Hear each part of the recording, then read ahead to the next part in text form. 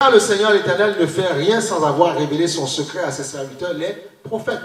Ça veut dire que quelqu'un peut parfois déconner ou te critiquer ou dire n'importe quoi, mais il ne sait pas que Dieu t'a déjà révélé en fait l'attitude qu'il aura. Voilà pourquoi, ça c'est une parole douce, calme, mais ça doit faire peur à beaucoup de personnes. C'est-à-dire que Dieu prépare, et demain si tu es son enfant qui a sa crainte, Dieu te prépare toujours à une situation éventuelle qui va arriver. Amen ou pas? Il faut comprendre, comprenez. J'essaie de vous faire grandir. C'est un exemple. Maintenant, je mets ça à ton niveau, à ton travail. Demain, quelqu'un te fait la guerre. Il faut grandir dans l'esprit. Tu ne veux pas grandir, ça c'est ton problème. Tu dois grandir. Comme ça, si lundi, on prépare une attaque, Dieu t'a déjà préparé. Et l'attaque ne marchera pas. Ou celui qui voudra t'attaquer, Dieu va le détruire en 2 secondes au niveau de ses pensées. Donc, il faut grandir. C'est à chaque niveau. Maintenant, on doit, dans le ministère, c'est encore 2 choses différentes, complètement.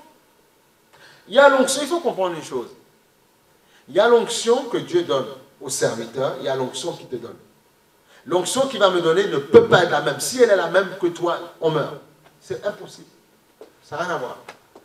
Impossible. Impossible. Il ne peut pas le faire.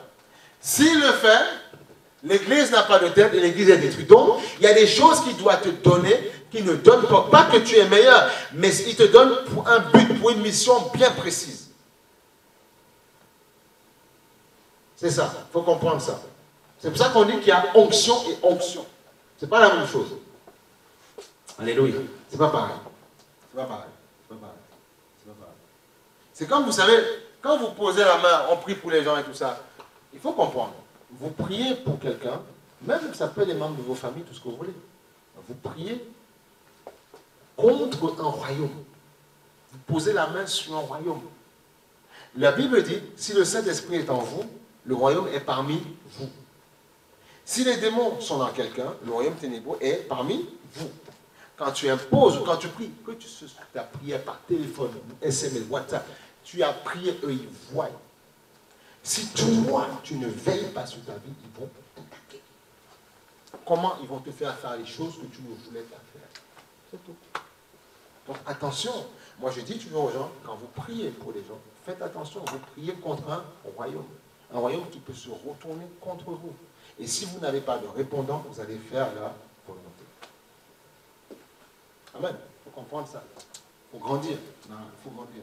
Alléluia. Grandir. C'est pour ça qu'il y a des moments où Dieu te dira, ne le fais pas.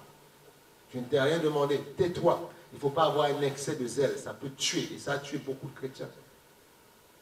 Je vous ai dit, il y a une sœur antillaise, ils étaient avec un ministère, ils sont en Martinique, en Guadeloupe. Ils avaient repéré parce qu'on peut faire ce qu'on appelle la cartographie spirituelle. On sait que par l'esprit, on discerne que là, il y a telle entité, telle entité. Et c'est une diaconesse dans une église. Elle s'est mise à prier avec les pasteurs et tout ça. Ils ont bien prié comme il fallait. Après, les attaques ont été terribles. Elle est passée par une maladie bizarre, le couple s'est sapaté de l'aile et tout ça. Et après, le pasteur a dit, tu vois, tu as commis une infidélité là. Tu as voulu te mettre dans une situation où Dieu ne t'avait pas demandé de faire. Tu vois, et ils ont dû prier pour elle et ça en est sorti. Il faut faire attention. Dieu te prépare toujours. Amen. Le Seigneur est allé dans le désert, il dit, rempli du Saint-Esprit, rempli du Saint-Esprit. Il a été tenté par le diable et après revêtu du Saint-Esprit pour pouvoir lutter contre les démons. On attend d'abord le revêtement, non, le remplissage. Dieu nous forme, on va au désert. Dieu te remplit, il t'amène au désert, il y a des épreuves. Et après, par rapport aux épreuves dont tu as réussi, tu as ce qu'on appelle le revêtement, le manteau. Et là, tu peux commencer à chasser les démons. Il ne faut pas le faire avant. Chasser d'abord en toi, essaye. Sur les gens, fais attention, tu ne sais pas quelle entité tu chasses. Alléluia. Fais attention. C'est ça qui évite des problèmes, hein, des problèmes dramatiques. Voilà, il faut faire attention. Il faut vraiment. C'est des petits conseils pratiques comme ça, tu vois, tranquillement, qui te donnent de comprendre que voilà. Parce que souvent, c'est vrai que quand Dieu nous dit on a l'onction, on est fort. Attention, on est fort, mais nous restons des êtres humains. D'accord, des êtres humains. Et nous avons besoin de grandir dans le Seigneur. Voilà pourquoi il nous donne son esprit. Il sait que sans son esprit, nous ne pouvons pas tenir. Alléluia. Gloire au Seigneur. Regarde. Regarde. Luc 10, 18. Luc 10, 18. On va même aller sur le... Voilà. Luc 10, 16. Pour remettre dans le concept. Dans le contexte. Luc 10, 16. Alléluia. Vous savez, en fait, comment vous dire ça? On peut triompher sur tout, hein, la victoire est possible. Mais il faut accepter les codes. Amen. Les codes. Il faut juste accepter, les codes. On est d'accord que quand vous passez votre permis, vous avez respecté un certain... Vous avez respecté des codes quand même. Vous avez respecté... Oui, voilà, tu ne l'as pas eu parce que tu faisais ce que tu voulais. Amen ou pas amen? Mais voilà, tu as respecté. Pourquoi est-ce que dans les choses de Dieu, le diable, il ne veut pas que les bien-aimés... Mais c'est quoi cette histoire? Il faut chasser cette bête immonde-là. Comment? C'est quoi cette affaire? Mais les choses de la vie, il accepte et l'enfant se dit, bon, bah, t'es là, 17, 18 ans, soit je vais faire la conduite accompagnée, soit la conduite, mais tu acceptes d'être formé. Les choses de Dieu, il ne faut pas non plus avoir peur, mais il faut juste accepter d'être formé. Si on te donne une voiture maintenant, si tu n'as pas eu ton permis, tu vas faire des accidents dans tous les sens. Ben oui. Donc il te faut un moniteur. Allez. Il faut un moniteur. Amen. C'est la même chose. À l'église, il faut un moniteur, un pasteur. Pour t'enseigner des réalités. Après, tu seras un conducteur chevronné. Moi, c'est une femme qui m'a appris à conduire. Monitrice d'école. Parfois, elle me reprenait, elle me disait, mais, voilà, et puis elle me dit, on voit que toi, tu n'as qu'une envie, c'est d'avoir ton permis, avoir une voiture, tu fais comme ça. Tu vois, elle me reprenait, tout ça, et j'ai accepté. Et après, tu conduis.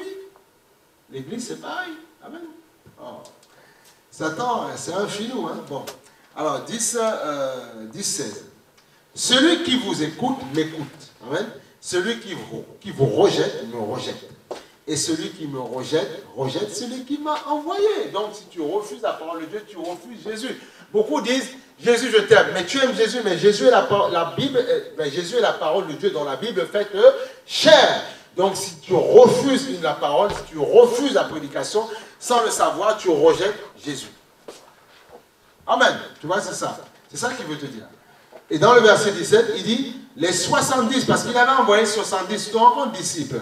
Et on voit que 70 disciples, après ça s'est réduit à 12. Parce que les gens ont dit, mais ta parole est trop compliquée, comment on fait, Seigneur? Mais Dieu savait qu'il allait avoir un temps où beaucoup allaient l'accepter. Après, ça allait se réduire à 12. Et après, ils sont revenus à 120. Vous voyez? Et après, ils étaient plus de 5000. C'est comme ça. Il y a un temps où des foules viennent à toi, ils t'acceptent, c'est trop dur, certains s'en vont. Dieu dit, il n'y a pas de problème, je les ai rejetés. Dieu attire d'autres personnes et Dieu multiplie. C'est comme ça. Et tout serviteur, qu'il le veuille ou non, passe par là. C'est comme ça. Parce que la Bible dit, personne ne sera, tout le monde sera égal à, voilà, tu seras égal à ton maître et tout ça, ou tu feras les choses mieux que lui. Mais c'est comme ça. C'est la vie, c'est comme ça. Voilà. Il dit, et plus loin, il dit, les 70 revinrent avec joie, disant, Seigneur, les démons même nous sont soumis en ton nom. Tu vois, les démons même nous sont soumis en ton nom. Donc, dis-toi que si des démons, si des gens, quand tu pries, sont contents, ce n'est pas grâce à toi, c'est grâce au nom de Jésus. Alors, pourquoi il faut être humble dans cette histoire? Sinon, on va prendre des coups. Et plus bas, il dit dans le verset 18, Jésus leur dit, je voyais Satan tomber du ciel comme un éclair. Tu te rends compte? Comme un éclair. Comme un éclair. Et il dit plus loin, voici, je vous ai donné le pouvoir de marcher sur les serpents, les scorpions et sur toute la puissance de l'ennemi et rien ne pourra vous nuire. Amen. Amen. Amen. Mais plus loin, tu vois, notre Seigneur parle toujours, mais il avertit toujours. Il dit, tu pourras le faire. Mais attention. En bas, il dit, cependant, ne vous réjouissez pas de ce que les esprits vous sont soumis. Les esprits, comme on l'a dit, c'est un monde d'esprit. Mais réjouissez-vous de ce que vos noms sont écrits dans les cieux. Et ça corrobore, ça se confirme avec le passage qui dit, certains m'ont dit, Seigneur, on a chassé les démons, on a fait ceci. Il dit, Ariel, je ne vous connais pas, vous qui commettez l'iniquité. Tu vois, la Bible s'explique par elle-même. Il dit ceci, je vous ai donné ce pouvoir. En clair, je vous demande d'aller chasser les démons, guérir les malades. Amen. Mais par contre, ne vous réjouissez pas de ça. Parce que les démons n'attendent que ça. Parce que la réjouissance sans maîtrise amène la prétention, amène l'orgueil. C'est tout. Ah oui. Quand tu te réjouis sans maîtrise, tôt ou tard, ça fabrique ça en toi. Mais de manière sournoise, de manière insidieuse, ça le fabrique en toi. Ah, vous avez vu? j'ai chassé tel démon, j'ai prié. Le frère, la soeur, ou bien telle personne, elle est tombée par terre. Waouh! Et si tu ne veilles pas, les chevilles comme on a gonflé. Le diable, parce que tu ne tues pas le diable quand tu le chasses. Tu le chasses, tu l'écartes, mais il reste vivant. Alors quand il tombe, quand il secoue la personne par terre, et il te voit un peu te réjouir, il dit, ouais, c'est ça. Il est par terre, il dit, c'est ça. Réjouis-toi, c'est ça. Je t'attends au carrefour. Voilà pourquoi beaucoup parfois, après avoir prêché fort, après avoir chassé des démons, après avoir guéri des malades, parfois ils ont été carottés plus tard. Parce qu'ils n'ont pas compris qu'ils chassent un adversaire, qu'ils ne tuent pas, qu'ils mettent juste hors d'état de nuit. Mais on ne tue pas le diable, tu ne tues aucun démon, tu les écartes. Mais ils continuent à rouler. Bien comprendre ça, tu ne tues pas un démon.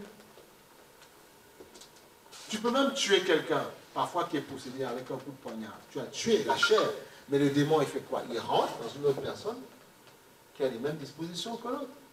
Et il fait la même chose. Voilà pourquoi dans les familles, on dit, on a tué un sorcier. Mais on dit, mais il y en a encore. Pourquoi? Bah attends, vous rigolez. La chair, ce n'est qu'un instrument, je prends. Il ne veut plus, bon, je dégage, et puis je vais ailleurs, c'est tout. Tout se passe dans l'esprit. Voilà pourquoi nous n'avons pas à lutter contre la chair et le sang, mais contre les dominations. Laissez les hommes tranquilles. Laissez-les tranquilles là. Si les gens vous embêtent, laissez-les. Voilà pourquoi quand les gens me cherchent, ils me créent des problèmes, limite je dis, bon, c'est ça, un enfant, il n'a rien compris, laissez tranquille. Je m'occupe des démons, j'ai pas le temps. J'ai pas le temps. Mais j'ai pas le temps. Je m'occupe. Pas le temps. Pourquoi donner du temps à quelqu'un qui est un mortel comme toi et qui ira dans un... Mais pourquoi le faire? Mais non! Non, au contraire, prie pour lui et compassion de lui. C'est tout. Voilà. Amen. Gloire au Seigneur. Donc tu vois, il dit, cependant, ne vous réjouissez pas de ce que les esprits vous sont soumis, mais réjouissez-vous de ce que vos noms sont écrits dans haut, dans les cieux. Pourquoi? Parce qu'il faut garder ton salut. Et c'est comme ça que tu deviens un homme équilibré. Amen. Dieu t'utilise, laisse ça à Dieu, toi marche. Vis ta vie tranquillement.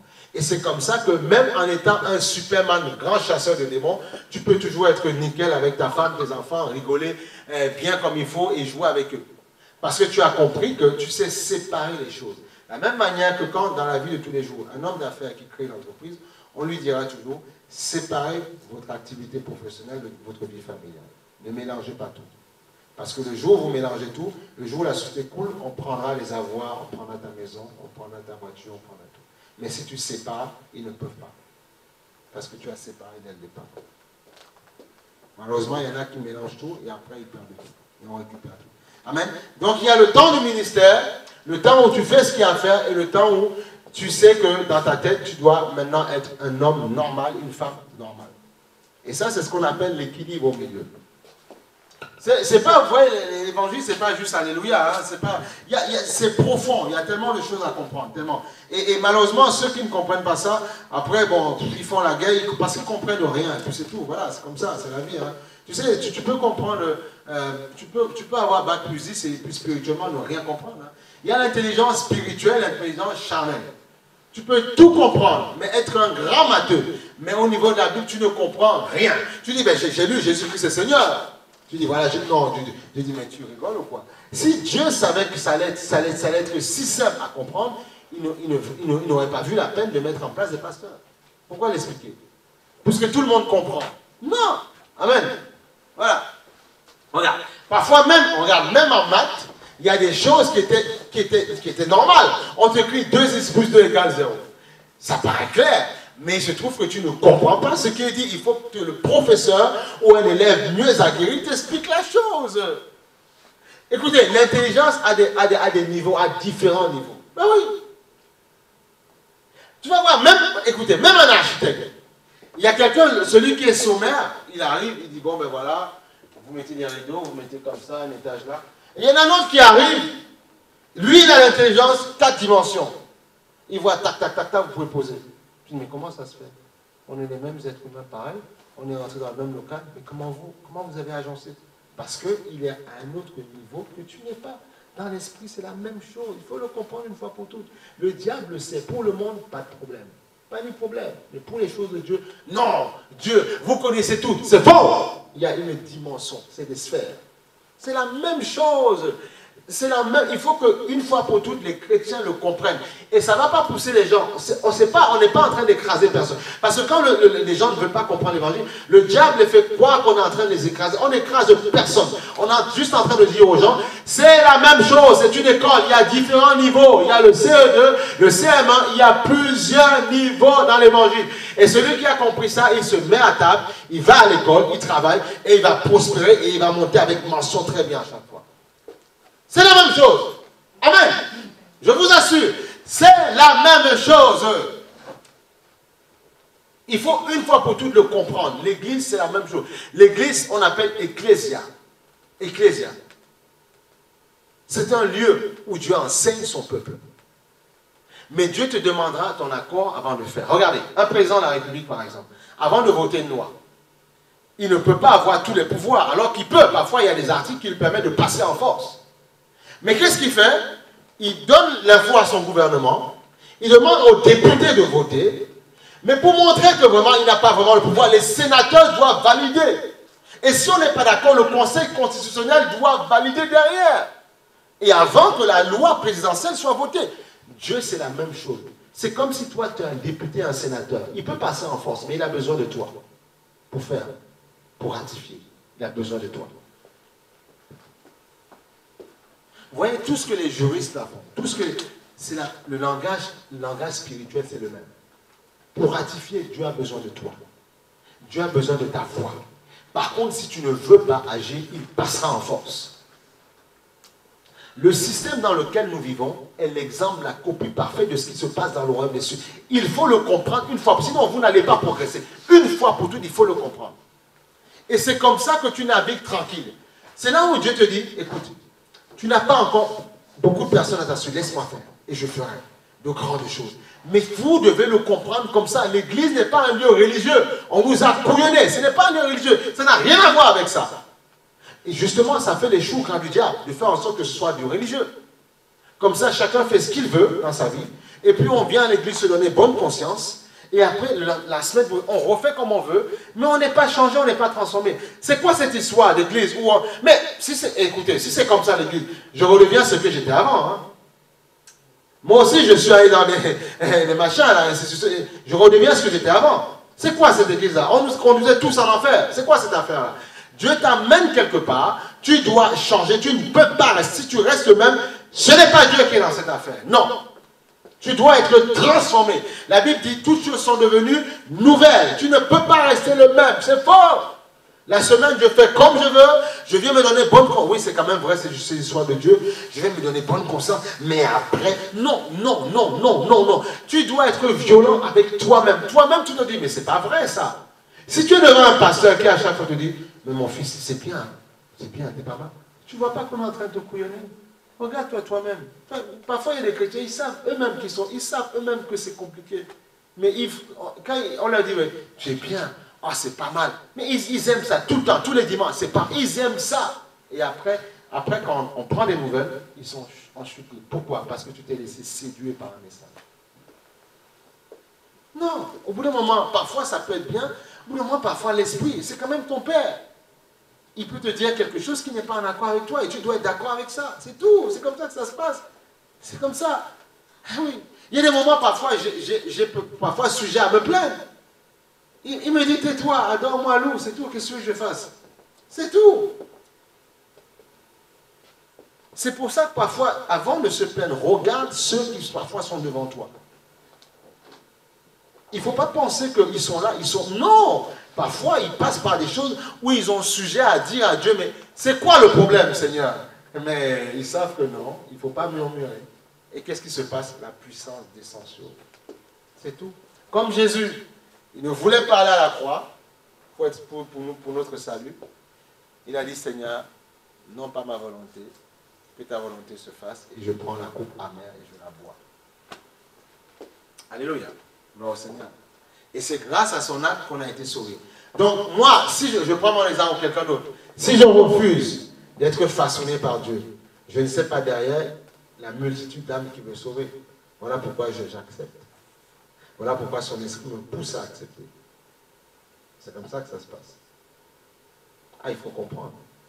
Si tu rates, tu refuses que Dieu te forme, tu risques de rater pas mal de choses derrière. Tu vas vivre ta vie. Mais là-haut, si bien sûr tu ne tombes pas, Dieu te dira, voilà ce que j'avais pour toi. Il dit, mais c'est dommage mon enfant, tu n'as pas eu assez de cran, assez de niaque. Alléluia. C'est ça. Donc voilà pourquoi il faut se battre.